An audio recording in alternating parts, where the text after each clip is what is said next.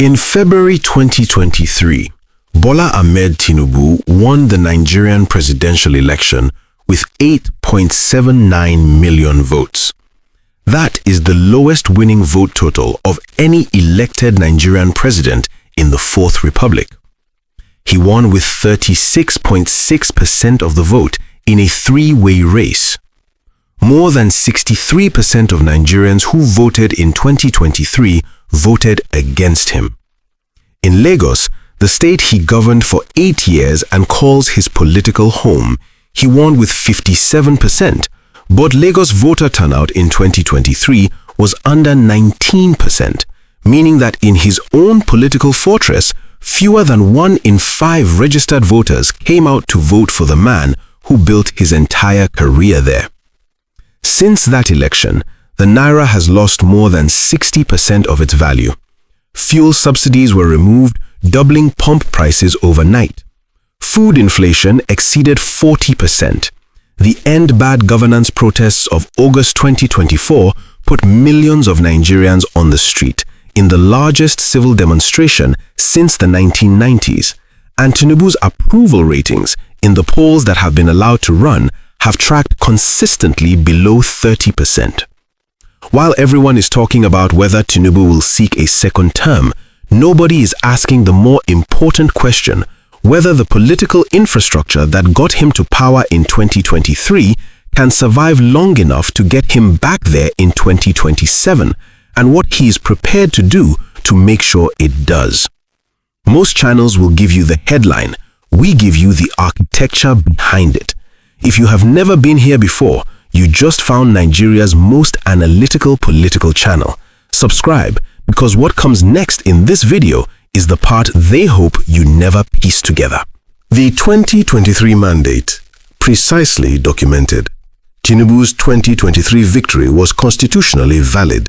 He met the requirement of 25% in 2/3 of Nigeria's 36 states plus FCT, and he secured the highest vote total in a multi-candidate race.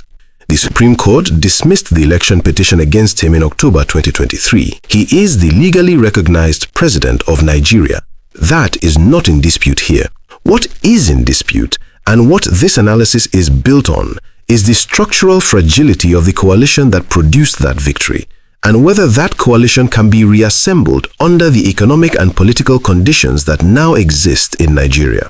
The economic record, source by source. Naira collapse. At the time of Tinubu's inauguration in May 2023, the official exchange rate was approximately 460 naira to the dollar. By early 2025, it had exceeded 1,600 naira to the dollar, a devaluation of more than 70% in under 2 years. The Central Bank of Nigeria's unification of exchange rates, implemented immediately after inauguration, was the trigger. The World Bank described it as a necessary reform. The average Nigerian worker described it as the month their salary stopped meaning anything. Fuel subsidy removal. Tinubu announced the removal of the fuel subsidy in his inauguration speech on May 29, 2023, before his cabinet was sworn in, before a formal policy consultation had been completed. Petrol prices immediately more than doubled. The downstream effect on food prices, transportation costs, and manufacturing inputs was felt within weeks. The National Bureau of Statistics reported food inflation at 40.01% by mid-2024, the highest in Nigeria's recorded statistical history. #End Bad Governance protests, August 2024. Between August 1st and August 10th, 2024, protesters took to the streets in more than 20 Nigerian states, including Abuja, Lagos, Kano, Kaduna, and Port Harcourt. Amnesty International documented the killing of at least 13 protesters by security forces. The protests were the largest civil mobilization Nigeria had seen since the #EndSARS movement of 2020 and the pro-democracy protests of the 1990s. The government's response included internet disruptions, mass arrests, and the deployment of military personnel to civilian protest zones. Approval ratings. Documented polling. A DataFight NOI polls survey published in late 2024 showed Tinubu's approval rating at 27% nationally. A separate SBM intelligence survey showed satisfaction with his economic management at under 25%. Among Nigerians aged 18 to 35, the demographic that will constitute the majority of the 2027 electorate, disapproval tracked above 70% in multiple independent surveys. Tinubu's 2023 victory was built on three structural pillars: APC's incumbency advantage, the split of the opposition vote between Atiku Abubakar and Peter Obi, and the mobilization of a specific coalition of northern governors and southern business interests. We will return to what has happened to each of those three pillars since 2023, and the answer to that question is the answer to why Tinubu is afraid. There is a 2027 opposition conversation happening across three separate political platforms simultaneously, and none of the three actors involved know yet whether they are running against each other or with each other. We will come back to what that consolidation or fragmentation means for Tinubu's arithmetic. Pillar 1. APC incumbency. Is it still an advantage? In 2023, APC controlled the federal government and 22 of 36 state governorships. Incumbency in Nigerian politics has historically been a decisive advantage. Federal allocation leverage, security cooperation, INEC relationship management, and the structural patronage networks that deliver ward-level votes. By 2025, that picture had shifted. APC had lost Plateau State and faced contested internal dynamics in Plateau and Benue. More critically, the defection of key political figures, including governors and National Assembly members, signaled that the structural loyalty of the APC platform was being priced in real time. Political actors in Nigeria do not defect from winning coalitions. They defect from coalitions they have calculated will not deliver the next cycle. Pillar 2. The Northern Governors Bloc. How much has it shifted? Tinubu's 2023 Northern vote was delivered in significant part through the support of a bloc of Northern APC governors who were themselves calculating the cost of crossing a man they believed would control federal patronage for 4 years. That calculation is now being recalibrated. The economic conditions that have produced 40% food inflation have hit the North disproportionately. The security crisis across the Northwest and Northeast has not been resolved, and the governors who delivered the North in 2023 are now managing domestic political pressure from electorates who are angry at Tinubu, at the economy, and at the governors who backed him. Pillar 3. The Peter Obi variable. What if the opposition does not split? In 2023, Peter Obi's Labour Party candidacy split the opposition vote in a way that was structurally decisive. Obi won the 3 largest southeast states and performed competitively in Lagos. If the opposition vote had consolidated behind a single candidate in 2023, the election outcome would have been different. Every political actor in Nigeria understands this arithmetic. The 2027 question is not whether the opposition can find a candidate. It is whether they can find a structure that prevents the split from happening again. Here is the number that Tinubu's political team watches more carefully than any approval rating. In the 2023 election, Tinubu and the APC lost 15 of the 20 largest urban local government areas in Nigeria by population. Lagos Island went for Obi. Mainland Lagos was split. Abuja went for Obi. Kano Central, historically an APC stronghold, produced a competitive result. The urban electorate, which is also the youngest and fastest growing electorate in Nigeria, did not vote for Tinubu in 2023.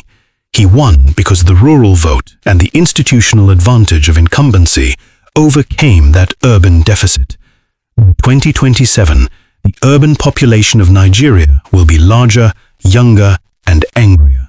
That trajectory is not moving in Tinubu's direction. Now, if what I just told you surprises you, drop a comment below. I want to know what you think before we get to the part that changes everything. Strategy 1. Opposition fragmentation by design. The most effective tool in the Tinubu political machine's 2027 preparation is not economic recovery. It is opposition management. If the opposition consolidates around a single candidate, particularly a candidate with cross-regional appeal who can hold the southeast, compete in the southwest, and perform credibly in the north, Tinubu's structural vulnerabilities become decisive. The counter-strategy is to ensure that the opposition remains fragmented. This is done through targeted political incentives, offering ministerial positions and federal patronage to potential opposition figures before they can build independent platforms. It is done through legal and regulatory pressure on opposition party structures, and it is done through the recruitment of defectors from PDP and Labour Party, whose presence inside APC dilutes those parties' organizational capacity. Strategy 2. The 2027 Governors' Conference. The governors who will matter most to Tinubu's 2027 survival are not the ones already in APC. They are the ones in states where the governorship race in 2026 and 2027 will determine which party controls the state apparatus during the presidential election.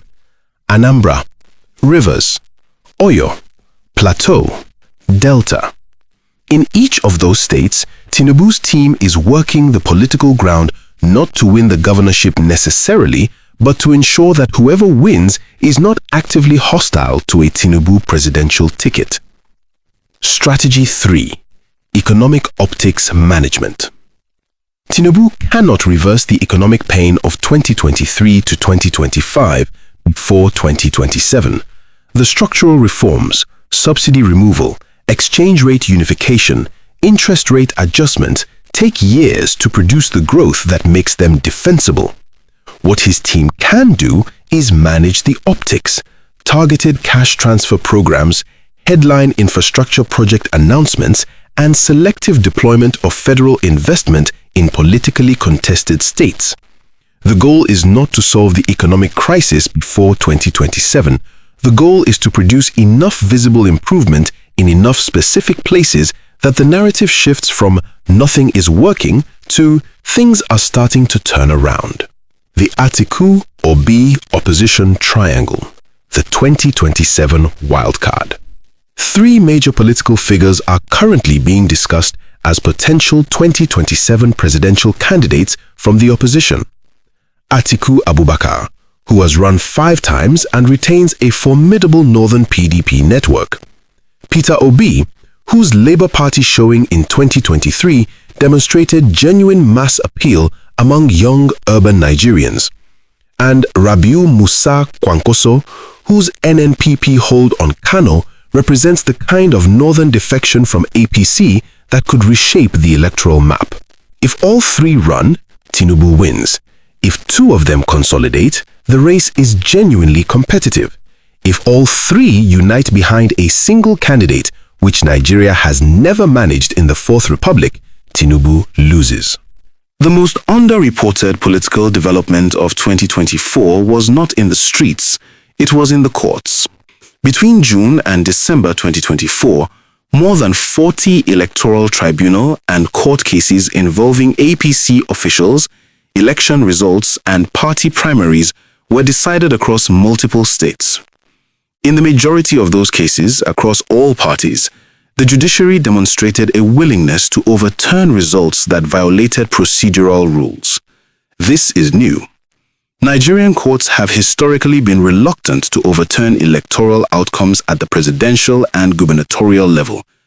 The trend toward judicial assertiveness in electoral matters is the single most consequential institutional development for 2027 that nobody in Nigerian political analysis is currently talking about at sufficient depth. An assertive judiciary changes the cost of electoral manipulation, and changing that cost changes the entire calculation of how 2027 will be contested. What Tinubu's fear of 2027 costs Nigeria?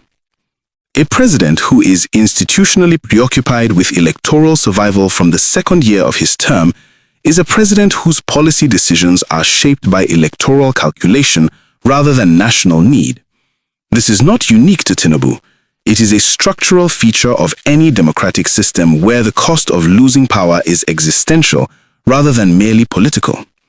But in Nigeria, where the presidency concentrates disproportionate control over federal resources, security architecture, and regulatory authority, the distortion that electoral anxiety produces in policy is more severe than in most democracies.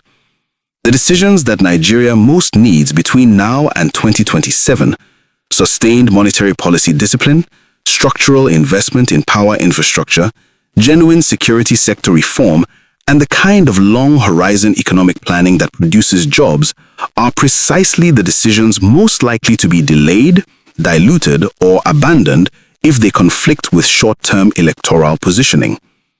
The country most likely to emerge from a Tinubu second-term campaign is not a country whose problems have been solved.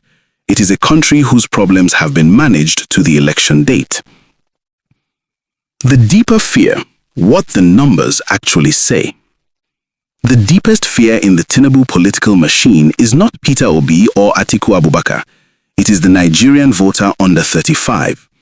There are approximately 50 million registered voters in Nigeria between the ages of 18 and 35. They constitute the majority of the electorate. They are the generation that was promised the petrodollar dividend and received instead 40% food inflation, a collapsed naira, and a security environment that has made internal displacement the fastest growing demographic trend in the country. In 2023, significant numbers of that demographic either did not vote or voted for Peter Obi. What they do in 2027 will be determined not by party affiliation, most of them have none, but by whether they believe voting changes anything at all. A high youth turnout in 2027 is a structural threat to Tinubu. A low youth turnout, produced by political despair rather than satisfaction, may paradoxically be his best scenario. And that is a profoundly uncomfortable thing for a democratic government to be calculating. The international dimension. What Nigeria's partners are watching. Nigeria's international partners, the IMF, the World Bank, the United States, the United Kingdom, and ECOWAS have all publicly supported the structural reforms Tinubu implemented in 2023. That support has given his government credibility in international financial markets that has partially offset the domestic political damage of those reforms. But international partners do not vote in Nigerian elections, and the growing gap between Nigeria's macroeconomic narrative, reform, stabilization, structural adjustment, and the lived economic reality of Nigerian households is a gap that no amount of international validation can bridge domestically. The three structural pillars of Tinubu's 2023 coalition have each degraded to varying degrees. APC's incumbency advantage is intact but weakened by internal defections and governorship losses. The Northern Governors Bloc is under domestic pressure from electorates experiencing the worst economic conditions in a generation. And the Peter Obi variable, the split opposition vote that was decisive in 2023, is being actively managed by political conversations across Labour Party, PDP, and NNPP about whether 2027 requires a unified opposition front. None of the three pillars have collapsed, but none of them are stronger than they were in 2023. And Tinubu needs each one of them to deliver the same or more in 2027 against an electorate that is measurably angrier. The 2027 opposition landscape as of early 2025 involves three separate conversations running simultaneously. Atiku's camp is engaged in internal PDP negotiations to ensure he emerges as the consensus Northern PDP candidate. Peter Obi's Labour Party is rebuilding its organizational structure in the southeast and southwest after the 2023 momentum. And Kwankwaso's NNPP is being quietly courted by both camps as the actor whose Kano base is decisive in any northern arithmetic. What has not happened and what Tinubu's team is working actively to prevent is a conversation that puts all three in the same room around a single candidacy. The moment that conversation becomes serious, it becomes the dominant political story in Nigeria. And that is the conversation Tinubu fears most. What Nigeria needs from this moment? A president who governs for the 4 years of his mandate rather than for the 18 months preceding the next election. economic policies calibrated to the lived reality of Nigerian households rather than to the approval of international financial institutions. A security architecture that treats the protection of Nigerian lives as its primary metric rather than the management of political optics. And an electoral process in 2027 that is administered with sufficient integrity that whoever wins can claim a mandate that is not immediately contested. Nigeria's democratic health in 2027 depends not just on who wins, it depends on whether the institutions administering the election are strong enough to make the result credible. We began with numbers. 8.79 million votes, 36.6%, 63% who voted against him, 19% turnout in Lagos, 40% food inflation, 27% approval rating, 70% disapproval among under 35s. Each of those numbers tells a piece of the same story.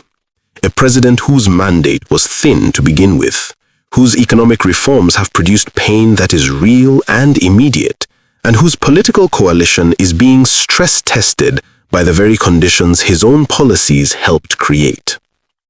The question is not whether Tinubu is afraid of 2027. The political arithmetic makes the answer to that obvious. The question is whether his fear produces the kind of strategic calculation that pulls Nigeria's institutions toward democratic consolidation or toward the kind of political management that uses those institutions as instruments of electoral survival. That choice between governing and surviving will define not just the Tinubu presidency, it will define what kind of democracy Nigeria is capable of producing in its 26th year of uninterrupted civilian rule. The real reason Tinubu is afraid of 2027 is not the opposition. It is not Peter Obi or Atiku Abubakar or Kwankwaso. It is the 50 million Nigerians under 35 who are watching the price of rice, the exchange rate on their phones, and the body count from security incidents, and asking themselves whether the political system that produced these outcomes deserves their participation. If they answer yes in 2027, the election will be the most competitive in Nigeria's Fourth Republic history. If they answer no, if they decide that not voting is the rational response to a system that does not respond to their votes, Tinubu may win, but Nigeria will have lost something it cannot easily recover. You now know something that most Nigerians watching the news tonight do not know. What you do with it is up to you. Share it, debate it, challenge it. That is how democracies survive. Afro News HQ. Nigeria deserves better analysis. See you in the next one.